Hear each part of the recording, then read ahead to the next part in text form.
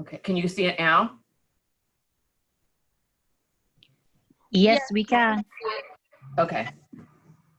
All right, now let me try to see if I can see you guys so that in case you have any questions. Let me see.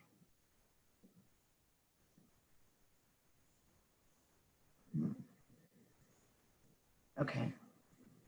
So let me see. I can't really see where the questions are. So I don't know if I can share my screen and see if you guys have any questions. So I think what I might do is just have the questions be at the end. So I'm going to go ahead and get started. I'm Deborah Jeffries with Appraisal Care here in Long Beach, California, and I've been an appraiser for over 30 years. So I taught a bunch of classes here at this office and in several other offices all around Southern California. So the reason I started this class was because of some challenges that I was noticing with the lenders waiving a lot of appraisals and, you know, just them also just trying to modify how the appraisals are done and just, you know, seeing a lot of inaccuracies in the appraisals and, you know, hearing a lot of complaints from agents and stuff. So one thing I wanted to share with you guys is I do have a Facebook group in case you don't get any of your questions answered in this class, because this one's going to go pretty fast. I only have an hour. I usually do this in an hour and a half. So if you have any questions afterward, I have this Facebook group called Appraisal Answers for Real Estate Agents. You just have to request to join and then I'll let you in. And just make sure you say that you were on the class today so that I'll know who you are. And then you can, anytime you have any questions about appraisals or anything, you can go on there and ask. I also have all kinds of files on there of different things like how to challenge a poor appraisal, questions you might have about like where do smoke alarms go, and you know what are the requirements for smoke alarms, carbon monoxide alarms. You know, when I'm out doing challenging appraisals, I might post something in there about, you know, something I see. And it's just a good place to share information with each other so that we can all do our jobs better. So, so like I said, I started this class because of these property inspection waivers that I kept seeing. I mean, they're increasing the amount of these that are being done constantly. I mean, I'm hearing lenders say that, you know, it's just such a large percentage, especially with COVID-19. So it's, to me, that kind of puts the liability on you guys, since there's no appraiser saying, hey, this is the value, okay? The other thing that they're doing is these bifurcated appraisals where one party does the inspection and the other party comes up with a value. I don't know a lot of experienced appraisers that are willing to do these because of the liability. So you're most likely going to get a low quality appraisal if this is being done. Now, I know a lot of the pilot programs, last I heard they were maybe possibly not going to continue doing these because there was some problems with it, and you can just imagine the problems with having so many parties involved. You know, they thought it was going to speed up the process, but I just can't imagine it speeding up the process when there's so many different parties involved. And being an appraiser, if I don't do the inspection, it's going to take me longer to do the appraisal than if I would have done the inspection, because I'm going to have so many questions. And that's what we're finding now with this COVID-19 is that we are able to do exterior appraisals in some cases and have the owner or the agent take the photos for us. But these appraisals are actually taking us more time because we're not actually the ones doing the inspection. So let's see here, what else? So, you know, as you can imagine, there's a lot of issues with those the inspection waivers and the bifurcated appraisals. So one thing that I did learn recently from my E&O insurance company was what percentage of claims they're seeing. And here you can see there's 60% of the claims come from property purchases, 30% are from inflated values, and only about 3 to 4% are due to low values. And because of the statute of limitations, I mean, you can get sued years down the road. So, it's really important to have an appraisal. Let's say you've got a cash sale, or you've got, if a lender is waiving an appraisal, I would recommend that your borrower get an appraisal, just so that they've got some kind of, because a lot of times these, sometimes they're doing the automated valuations also, and a lot of times they come in low. I think in that case, they do allow the borrower to get an appraisal. Either way, they can go forward with an appraisal. It's their decision, I guess, but I don't see why they wouldn't get an appraisal, but a lot of them decide not to get the appraisal. So, and there's just so many things we find as appraisers that they might not have been aware of, that could be discovered by doing the appraisal. So let's see what else. So what do you think the most common error for residential and commercial claims are? What's the most common error that they see, that they get claims on? I guess you guys are all muted, so I'm going to go ahead and answer that. So square footage claims are the #1 most common claim.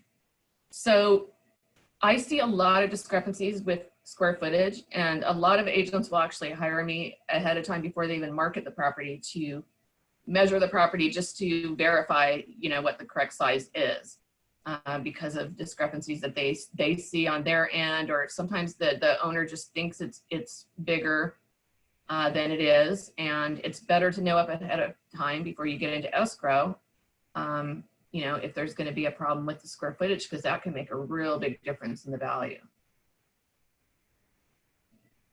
So when we're picking our comps, I would say the most important thing is going to be, the size of the home, and age, not as much, because it really comes down to condition. So you can have an older home that's been highly upgraded and it's really has a newer effective age. So we definitely want to make sure it's got a similar location in a similar market area. It needs to be a neighborhood that buyer, that would be comparable, and that buyer would also consider living in. So the lot size is usually not that important, unless it's like a huge lot. And I find that most appraisers don't really give much value for differences in lot size. So, and we usually don't even adjust for lot size unless it's at least 1,000 square foot different. So the reason why amenities are the least important thing when I'm picking my comps is because amenities can change. Okay, the other stuff can't change. The location can't change. The size, I guess the size could change, but, that would require, somebody doing a lot of, investing in the property to make the addition. But amenities are really the least important, because we're going to talk about principal substitution later. And it comes down to, if a property is highly improved, a buyer may not want to pay for those improvements because they may want to do their own improvements instead. So, okay, so for lenders, well, we have Fannie Mae guidelines, and then lenders also have their own guidelines that can be on top of the Fannie Mae guidelines. Okay, but these are the most common things that we focus on. Is, the first thing I want to do is, like, for instance, for the zoning, I recently just had a residential property that was zoned in commercial. So I had to make sure I had a comp that was also zoned commercial, because the lender is going to want to see that there's market acceptance for that, having a residential property on a commercial, in commercial zoning. So the zoning is pretty important. And we also have to look into what all, could be built on that lot. If it's a legal use, is it legal non-conforming, and all that stuff, because we want to make sure we have other like comps. So, the gross living area, like I said, is and condition. I think those are probably going to be the most important things when you're first selecting your comps. And, we might have to go outside the neighborhood. If we do, we have to just explain why. Sometimes there's limited comps. Right now, there's real limited comps because I think people held off a little bit selling when the COVID-19 first occurred. And some people were also just trying to get rid of them quick because they were afraid prices were going to drop. So they sold them for less than they probably could have got for them. So it was a little weird in the beginning, but and now we have, it seems like, low inventory, which is still pushing the prices up. So, everybody thought the prices were going to dive, and they're actually going up. And I think it's because the interest rates are going down, so they're still affordable. So let's see here. So as far as the lender guidelines, this is what lenders like us to stay within. They like, the comps to be within a mile, but this is not all set in stone, okay? We never have perfect comps. Rarely do we ever have perfect comps. They like to see recent comps that close within 90 days, at least 2 of them. And they always want an active and pending sale, or 2 actives, 2 pending sales. Pending sales are the best because at least we know on those, I can at least call the agent and try to find out what it sold for. They're not always willing to tell me, but it really helps in a market that's changing quickly, because then I can see which direction that the market's going. So as far as like amenities like pools and guest houses and all that, and unpermitted additions, again, we need to find a comp that has that, something similar, to show that there's market acceptance for that.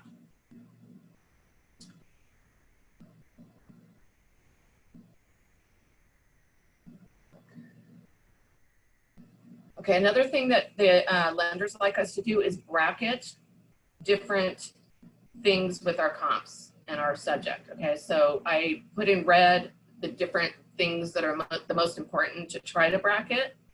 We can't always do it, and I really had a hard time finding an example for you guys because it rarely works out perfectly where we can bracket, for them like they want us to.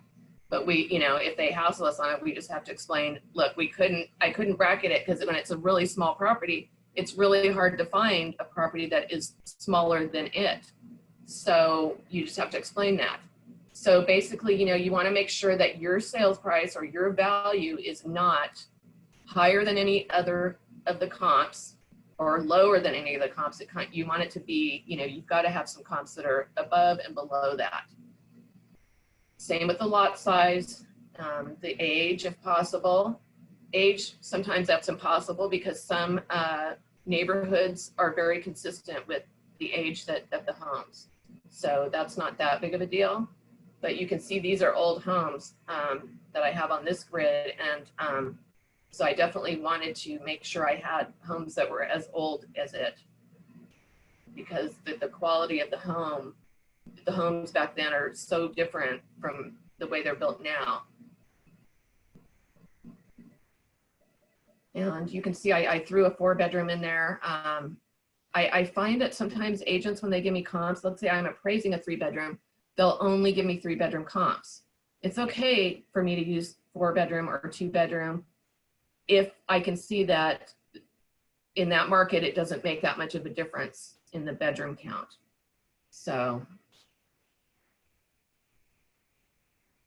another thing too, I know a lot of agents go off of price per square foot, but we don't do that at all. I don't even pay attention to that whatsoever because that can be so misleading, and we have to break everything down and make adjustments for everything. And you can't do that with doing it price per square footage. You could have the same price per square footage for 2 completely different properties. They might be the same price per square footage, but they're apples and oranges.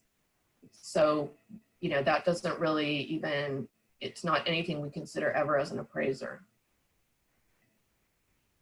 So here's an example of that. We've got 2 properties here, completely different types of properties that have a similar price per square footage, but they're completely different. I mean, one is built in 1940, one's built in 1928. I believe that the one is a Spanish style home, which those typically go for more. And in my neighborhood, in this neighborhood anyways, I think one of them might've had a guest house too. So you're just, that really is not helpful looking at the square footage at all. So another thing that lenders like us to do is they don't like us to go over man-made boundaries or natural boundaries to get our comps. I mean, there are times when we have to though. So, you know, I'm just showing you, this is an example, you know, a boundary might be a freeway. It could be the Los Angeles River. And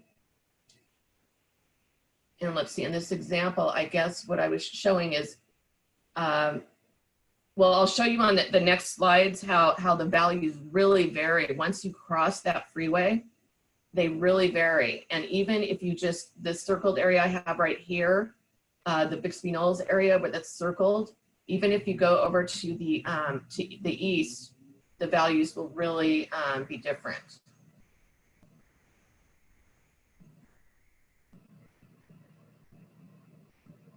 So the school district, I mean, it's important to be in the same school district, have your comps be in the same school district. I mean, you want to have some of them in there, but they don't all have to be in the same school district. Not everybody buys for the school district, so you have to keep that in mind, because you could have a really good, especially if you have a very unique property, you may have to find a comp that's in a different school district.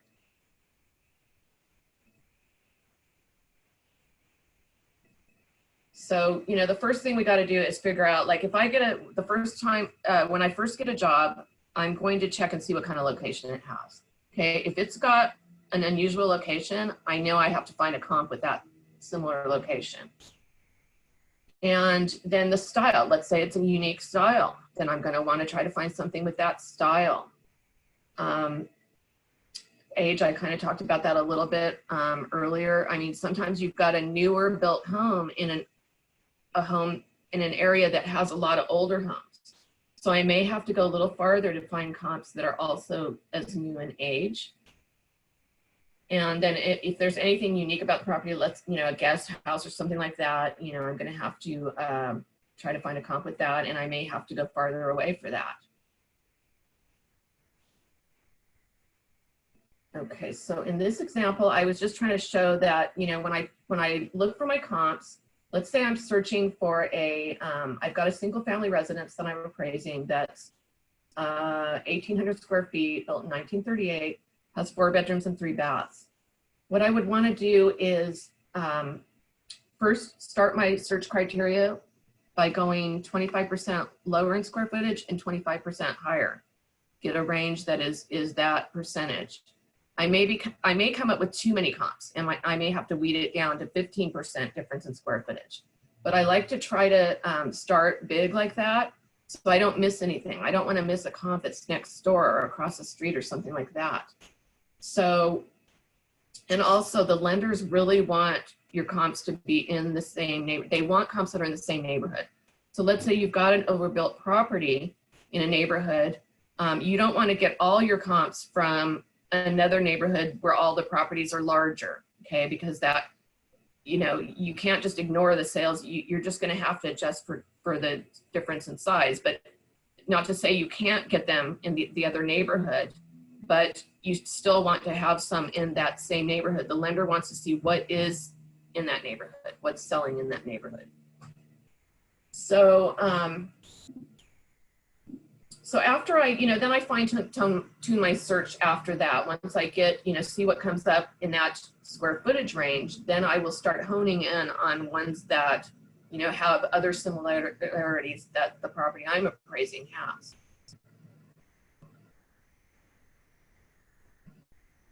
And I guess what I was saying earlier about on the map about this, the area to the left goes for higher and the area to the right goes for lower.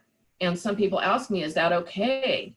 Can I use comparables over in Virginia Country Club when it's in Bixby Knolls? I mean, I try to avoid doing that, but there are times if it has an unusual feature, I may have to go there and get a comp. But I don't want all my comps to be there. And you can see that the difference in price here when I ran a similar square footage range in those two different areas. Okay, even though they're all part of Bixby Knolls, they really vary in price. So sometimes you just have to pull the average for a select area and compare it with another area, and then you can, usually it's pretty obvious if an area goes for higher than another. So another thing I look at is the days on market. If you've got something that's been on the market for a long time, I need to find out why. I mean, was it overpriced? Is it like, you know, is it a short sale? Is it just like, it's too hard to show because there's a tenant? All that kind of stuff helps me figure out whether it's a good comp or not. Because if it's, you know, has an unusual situation, I might want to just throw that comp out. But that could also tell me that if I'm starting to see all of them get longer days on market, maybe that's, you know, showing me that what's happening in the market. So let's see here. So what I do is I pull a history search on every single comp that I use in my report. And if I can't figure out from that why it was on the market so long, because usually when I go and look at the history search, I'll say, okay, well, yeah, they had 3 price reductions. So obviously it was listed too high. Or I can see that it's been in escrow a few times and that's why it's been on the market so long. So, you know, sometimes I can figure it out myself just looking at the listing history, but sometimes it makes no sense. And so I have to call the agent, and sure enough, a lot of times they'll tell me something I would have never known if I didn't call them and ask them.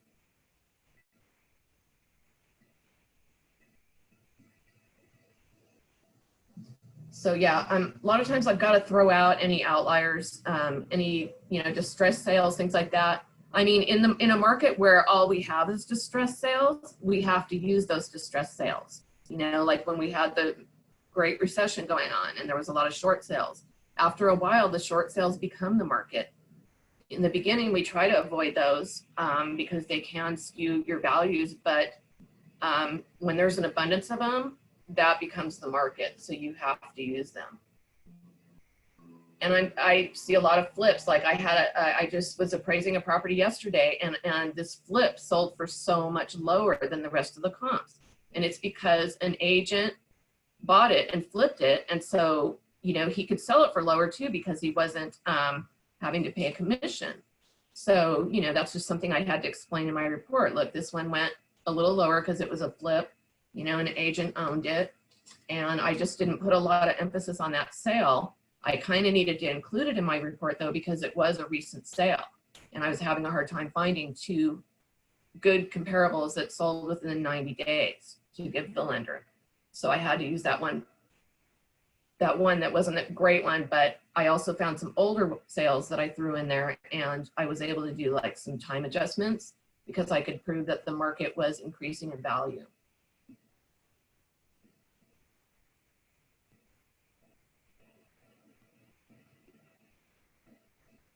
So I think we kind of talked about this before, like the style. You know, you definitely want to try to find something that's similar in style, especially like I live in a historical district and appraise a lot of properties here. And, you know, there are certain people, some people like a certain style and they would not consider another style of home. Let's say they like Spanish. They're probably not going to want a craftsman style home. But we can still use craftsman style comps.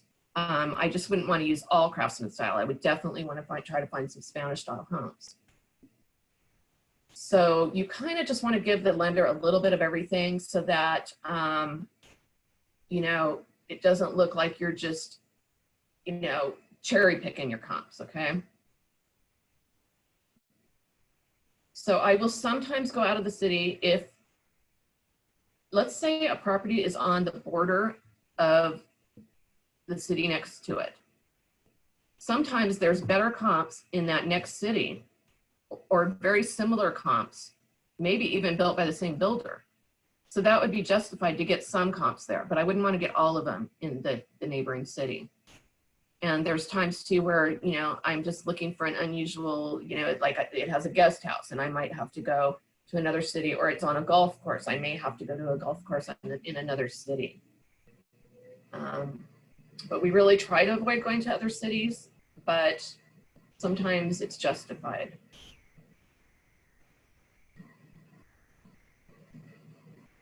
So I've actually used comps that go back as far as 3 years, and there's ways you can do that. You just have to figure out what the market, how the market has changed. If I have a 3-year-old comp, what has the market done since that comp sold? So I'm going to show you guys an easy way to figure that out. I don't know if any of you guys use InfoSparks, but it's in the MLS.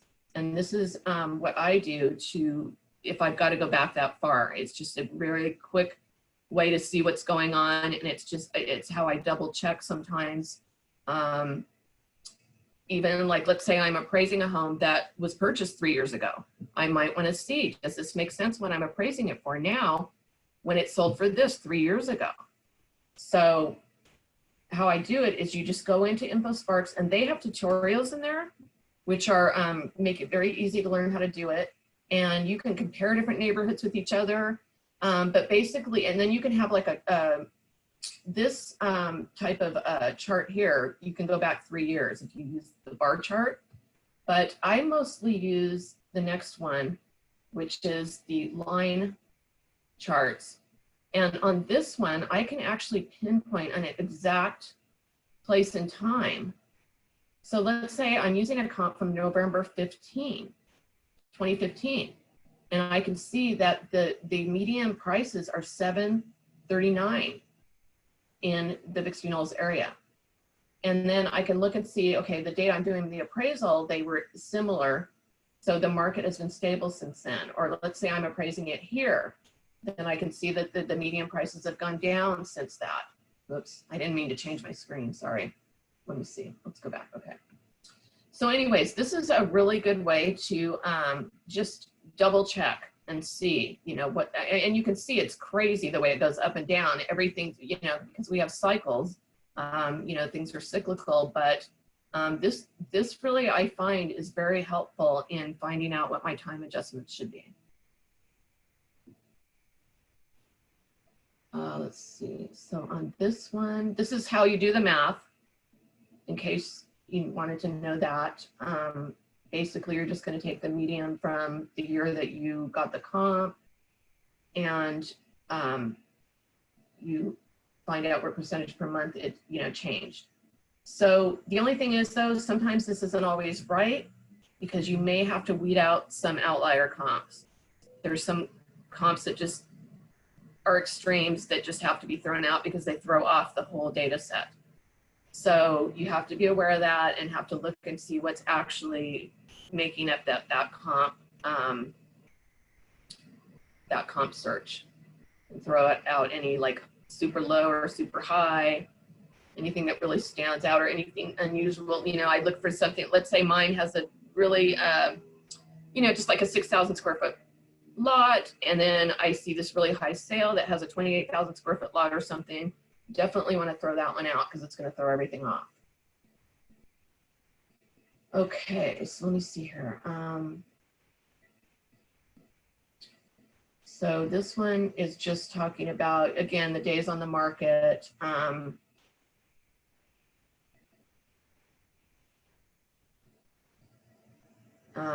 And why we want active listings and pending sales, because that's showing us what's happening now and what the trend is, where our closed sales are going to be in the past.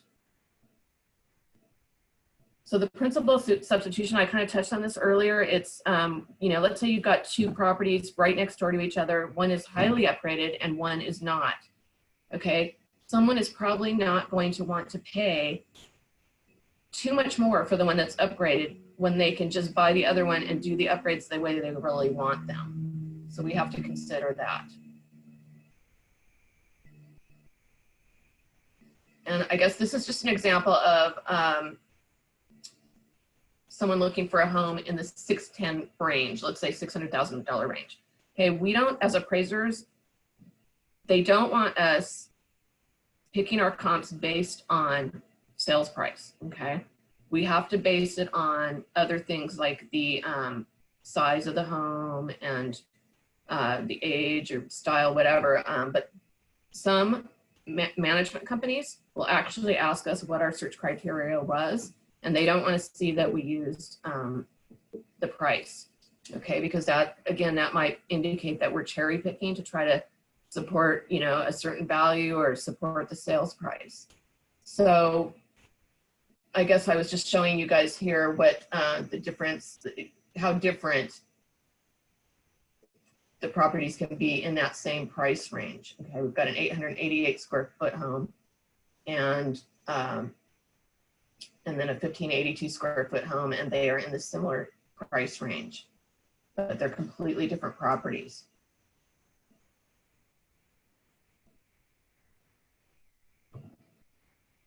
So yeah, we always want to get the most recent sales we can, at least 2 of them. Those are going to, you know, be the best indicator of what's going on. And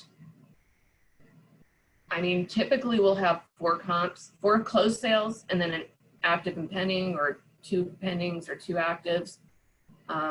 So typically I would have 2 recent closed sales within the last 90 days that I don't have to make time adjustments for. And then I might have 2 older ones, because sometimes the older ones are the best comps.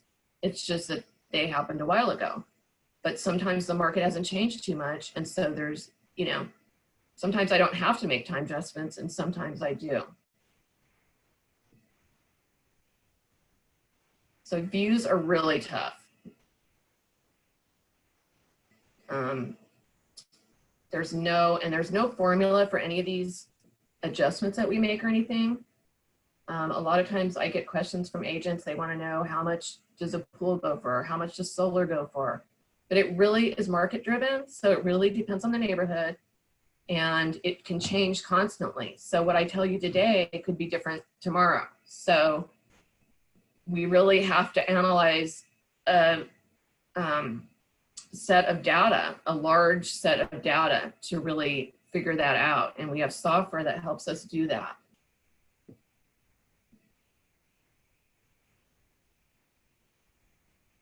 Okay, I think we talked about a lot of this stuff already. So one thing I did want to mention though is about the pool and the green improvements. A lot of people, there was a lot of people that were doing those hero loans, and they were investing about like $100,000 in green improvements. And then they couldn't understand why their value wasn't 100,000 more. Improvements like that, you don't always get back that in the resale market. Pools and green improvements, there's functional obsolescence. People aren't willing to pay for that. So, you know, we may only give half the value, or, you know, we have software that helps us figure out what the solar value is. And we need a lot of information to figure out the solar value. We need to know, you know, how many kilowatts does the system have? How many panels? You know, it's important to know what the brand is. How old is it? Where are the panels placed on the home? Because, you know, they can be less efficient if they're not, you know, on the south or the west side. So an important thing you guys might want to put in your, if you know the kilowatts for the solar system, if you guys can put that in the MLS, that's really helpful to us, so that we can see, like, let's say I'm appraising something with 300 kilowatts, and then I can try to find a comp that has a similar size solar system. And that helps me provide a comp for the lender.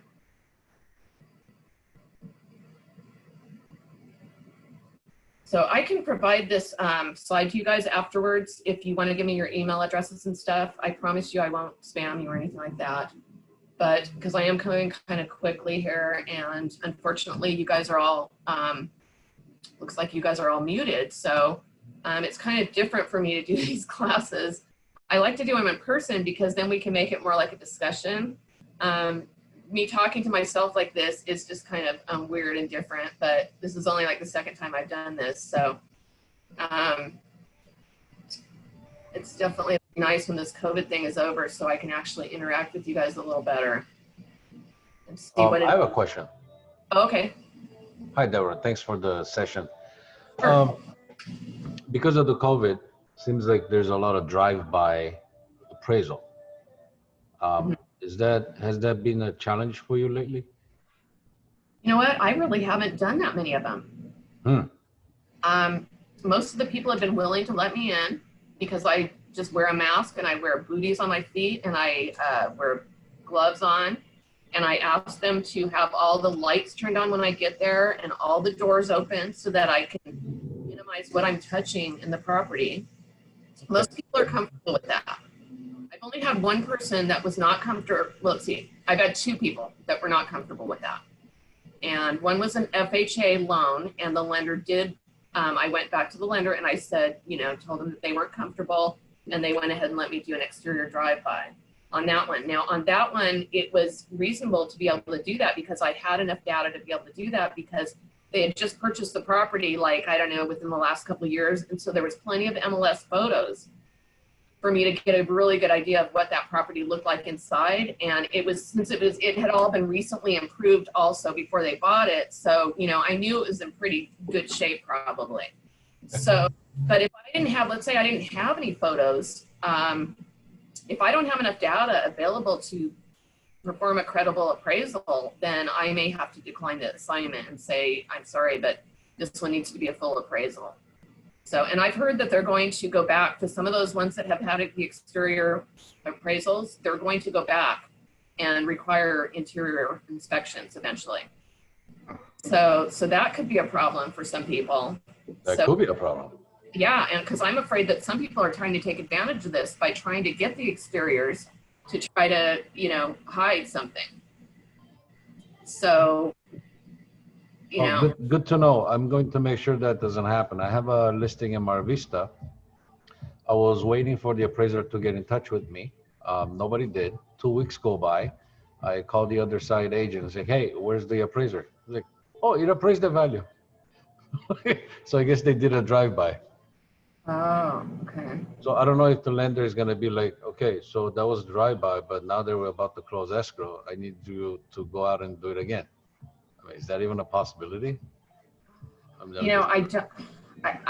mean, you could have your own appraisal done. I mean, I'd have to know what all the circumstances are with that one, but and I don't know how they're going to handle this. I don't know if, it probably depends on how much the person put down on the property. How high of a risk were they as a borrower? Okay? That may be what I'm not exactly sure how they're going to determine which ones they're going to go back and do the inspections on.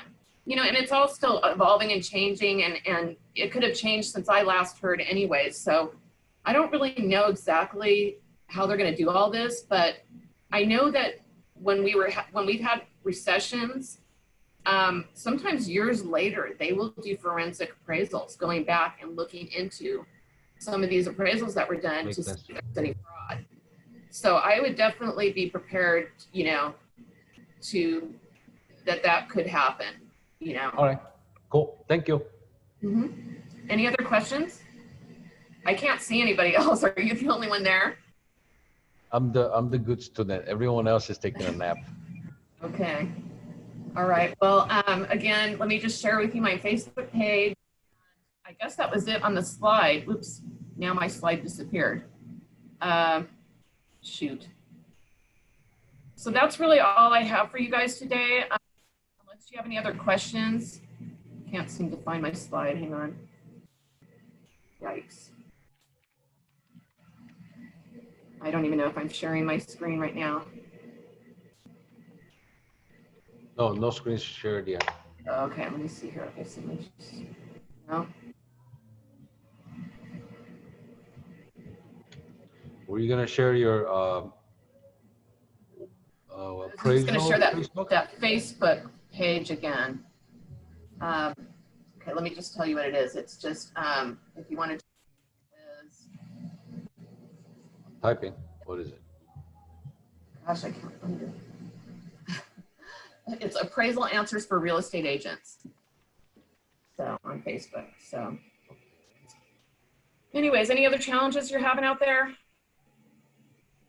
right now? No. I mean, the only last other 2 sales I had were slightly just after COVID. Like I closed escrow May and May, two in May. They both appraised the value. That's fine. Yeah. Yeah, that's good, because I've been hearing a lot of, you know, values aren't coming in. I mean, I haven't had any of mine not come in, but you know, I talked to a lot of appraisers all over the country, and it seems like a lot of them have been having a hard time bringing them in. You know, I don't know how good of an appraiser they are, but Well, you know, we're in a very localized part of, we're in the bubble here. So, yeah, yeah. yeah. So, you know, I mean, yeah, every market's going to be different. And, but, you know, usually this time of year we have more comparables to choose from, because, I mean, the COVID started hitting right when our busy season was starting to happen, right when we should have started getting busy. And it kind of slowed things down a little bit. It seems like it's, you know, taking longer to sell the properties now. So we don't have the abundance of comps we usually have. So that's why it takes a really skilled appraiser to be able to look back in time and be able to know how to do those time adjustments if we have to use those old sales. So, Okay. and just, you know, and just knowing what lenders are looking for. I mean, a lot of agents are actually having me do pre-listing appraisals lately, just because they just want to know before they even get into escrow if they're going to have any problems. So usually it's unique properties that they're doing. And I'm doing one right now it's in a golf course area, in a country club area. And it just has a really big lot, and it's just a really huge dated home, and there's not a lot of comps. So, but I love challenges like that. So, all right. That's it for me. I guess time's up. Well, let's see. I was supposed to have till 11, but you know, I see that there's not a lot of people out there participating. So, unless more questions, then I'm going to wrap it up. Hey, Deborah, I have a question. Sure. So this is Miguel. I had to call in through my phone, and so having technical issues. But I have a question about you had mentioned that of people putting about 100,000 worth of improvements into making their home smarter or efficient or whatever it is, and they're not seeing that same return when it comes to the valuation. Yeah. Do you have a list do you have some kind of list of I guess the most impactful improvements that a seller or just even a homeowner can make? You know, it really depends on the market, because in different neighborhoods, people expect different things in that neighborhood, you know. So there are some neighborhoods, for instance, where everyone has a pool. If you don't have a pool, then you might have a harder time selling your property. So, and pools are expensive to install, and you don't really get that much value back out. So, you know, it could be the opposite too. You could have a pool in a neighborhood where people don't have pools. And so your property might take longer to sell because people don't want a pool in that area. They don't want to have to maintain it and all that. So it really depends on the neighborhood. I wish there was an easy answer, but you know, it just comes down to market. It's all market driven and what the buyers in that area want. So I think as time goes on, now they are going to start, new builders are required. I think it was starting this year, they were required to now have solar on all the new homes. So eventually it's going to get more, but right now I feel like people use it as a bargaining chip for some of the homes with solar. If there's still a loan out on the solar, or if it's a lease, sometimes the sellers are having to, you know, buy out, they're having to pay it off. Because the buyer doesn't want to pay for it, you know, because they have another property that doesn't have it and not have to pay as much. So I don't know. What have you guys seen? Are you guys seeing many homes with solar out there lately? No, well, not here in the beach cities areas. Like the homes are all older. Even the brand new constructions, there are just 1, 2, 3 at a time. I had a listing out in Eastvale, out there in Corona, lots of solar panels, because the new developments, they just, there's a whole hero something, all kinds of stuff attached to it. So a lot of people don't like it. I think that hero loan got eliminated because too many contractors were taking advantage of people, charging way too much. Because when people tell me they paid $100,000 for these green improvements, and then I see the breakdown of what they paid, I know what things should go for, and I know they got ripped off. I mean, even in mobile home parks, I've seen them paying these astronomical prices for, you know, supposedly green roof and all this kind of stuff. Right. And, you know, it's just really unfortunate because some people have even lost their properties because that is tied to your property taxes.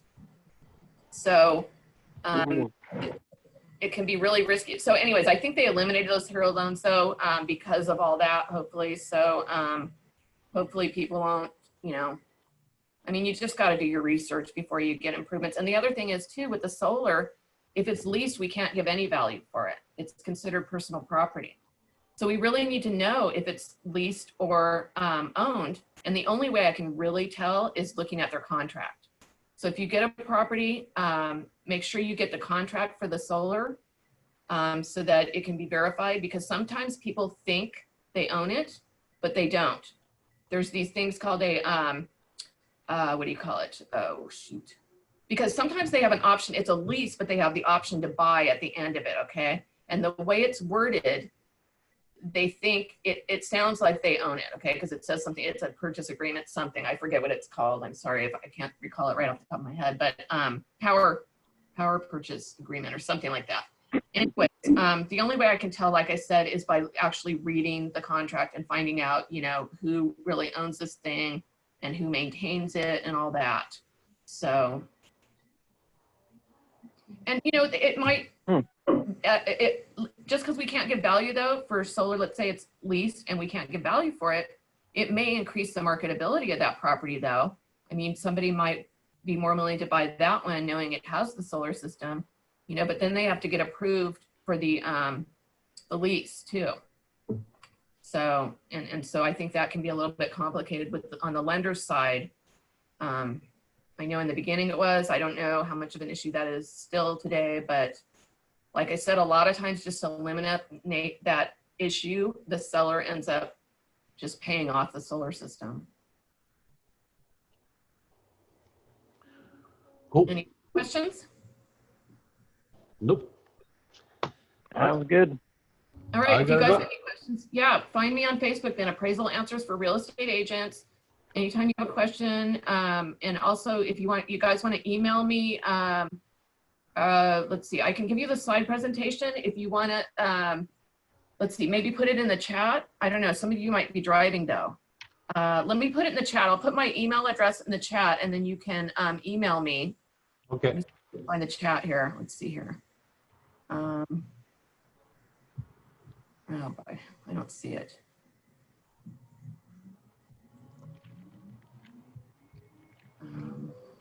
Oh, there it is. Okay, chat. Okay, I'm going to put my email address and then, oh, and I see some of you already did that. And let me see if there's any questions over there in the chat. Let's see.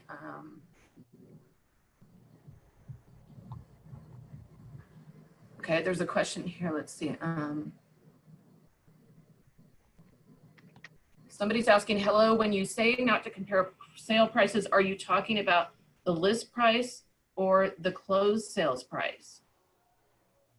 Okay, what I was talking about, what I was talking about was when I'm searching for my comparables, I don't search based on price. And that could be whether it's, if I'm looking for listing comparables or closed sales, I wouldn't just search based on the price. I search based on, you know, how big the home is, similar quality, similar condition, things like that, similar area. So. Okay, so you're talking about more what's leading your search. It's not necessarily the number, right, but more the numbers of rooms, square footage, whatever. Right. Because like I said, some management companies will actually make us disclose in our report what was our search criteria, and they don't want to see that we searched by price. So yeah, that makes sense. Yeah, so, you know, I mean, there are times when I may do that. Let's say I get an abundance of comps, like for instance, this one I'm doing in a country club area. You know, I needed to just see, okay, it's in Lakewood. I needed to see how many properties have even sold for over $1 million in Lakewood in the city period, you know? So I may use it for just to see things like that, but not necessarily to find all my comps. You know, I just wanted to see, like, is there other areas of Lakewood that are selling, you know, at the higher end like this, or is this the only area in Lakewood, you know? So I could see if I could get my in other areas. Yeah. So, but yeah, it's, you know, it's just not a good idea to just go by price. Is it because when you go off price, you're assuming the price, you're predetermining a price in your head, and you're looking at what compares to what you already think it should be? Right. It could influence you. You know, you could miss some good comps too. That, you know, it's yeah. You know, it's not always so easy. I mean, a lot of work goes into these appraisals, and sometimes at the beginning, I have no idea how it's going to turn out. And it's one of those, it's a process where you can't really skip a step in the process. It'd be like if you were building a building and you skipped a step, like skip the foundation or something like that. So there's a lot of pieces that go into the appraisal that I have to do in order to come up with an accurate value. So, you know, sometimes people want me to just give them an idea. Oh, you know, can you just give me an idea on the value, you know, by looking at the comps? Well, no, I really can't, because I need to do all the work necessary to come up with that value. So, I mean, some neighborhoods that might be easy if you know, if it's a really homogeneous neighborhood where most of the properties are very similar, there might not be much variance in price. I was just looking at some properties in Costa Mesa, and they were pretty much all the ones that were remodeled were going from like $825 to $850. And that one, it was, you know, slam dunk, but that's not always the case. I mean, we see a lot of highs and lows and everything in between, and we have to dig in and try to find out, you know, well, why did this one sell for lower? Why did it sell for higher? And sometimes when I call the agents, they get offended. I'll say, why did this one sell lower? And they're like, well, I didn't think it sold lower, you know. I go, well, it did compared to these other properties I'm looking at, you know. So sometimes I just think the agent maybe not familiar with the area, you know, there's a lot of reasons why the value can be off. I mean, you may have, you know, I don't know how you guys are doing your CMAs, but when I see the CMAs that agents provide me, a lot of times it is not any comps that I would even consider. So, you know, a lot of times they're very old sales and they ignored recent sales, or they're just, you know, not even from the same neighborhood, they're miles away. I don't know why they do that.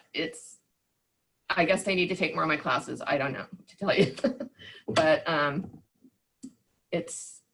you definitely want to try to stay in your own same neighborhood, for sure. And I see a lot of agents giving me comps that are very far away. And when they didn't need to, there was comps right there in the neighborhood. So I'm not really sure, you know, why they do that. Maybe they haven't taken your CMA class webinar here. Yeah. Well, this one is a really brief one. Like I said, usually they're about an hour and a half long. So hopefully this COVID thing will be over soon and we can start doing them live again. And you know, then we can have a little bit more interaction with everybody on, you know, what it is that you really want to know about the CMAs. So. Yeah, for sure. Yeah, well, thank you for all the info. I appreciate it. You're welcome. Anybody else? Okay, so I'm going to put my email in the chat so that you guys can email me, or you can put your email in there, and I'll make sure I get them before I sign off here. So if you don't receive the slide presentation from me, make sure you email me at deb@appraisalcare.com. And I'm going to do the screenshot and make sure I get all of yours. Let me see. Looks like I just got, I got 2 of yours. Okay. So.